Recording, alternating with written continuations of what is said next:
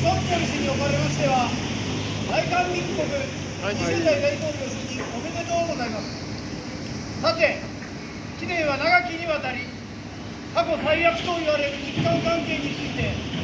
大統領就任直後から日韓関係の修復をと発言しておられるが、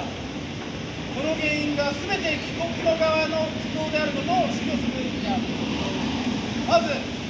我が国から輸入していた化学薬品の用途について、増えた部分があり、我が国からの再三の申し出にも対処しなかったことから、貿易ホワイト国の立場を発覚された。しかし、この問題は、これのみに止まらず、慰安婦問題では、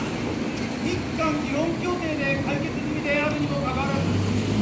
何度もこの問題を繰り返し、金銭を支払わせ、果ては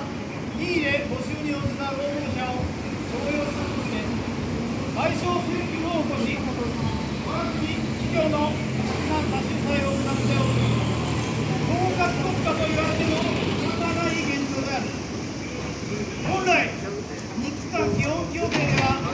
我が国から無償による賠償と有償による借款と技術供与によって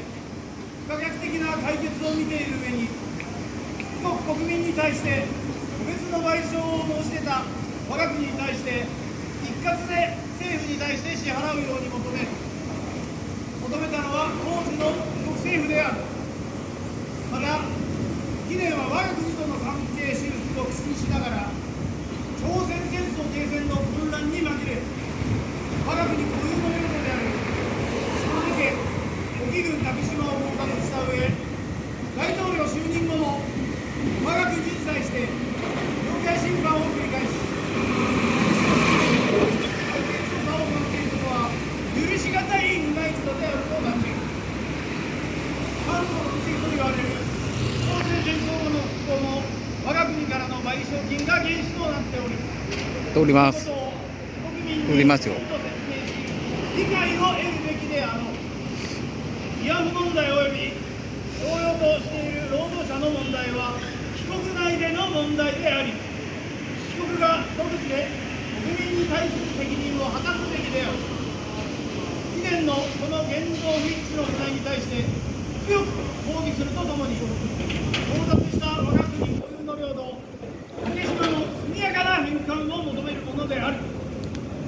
後期2682年8月9日、政治結社国家主義思想団体会議有志一同、大韓民国総理を信用された。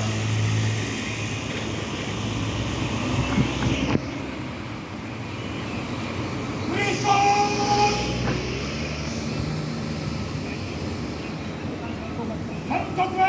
竹島から出てけ！出てけ！